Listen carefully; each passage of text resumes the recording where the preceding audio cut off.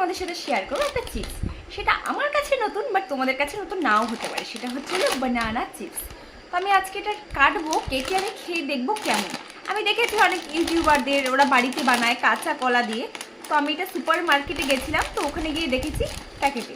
তো আমার খুব ইচ্ছে হলো, ইচ্ছে হওয়ার পর আমি নিয়ে আসলাম। এখন আমি খেয়ে দেখবো যেটা কেমন। দেখতে হয় এটা এরকম, ঠিক আছে? এটা দেখতে এরকম হয়। তো আমি এখন খেয়ে দেখবো যে কেমন লাগে। খেয়ে দেখছি কেমন খেতে।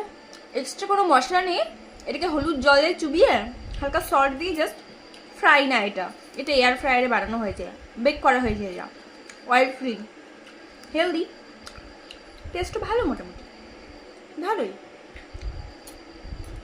আমার কাছে ভালোই লাগলো।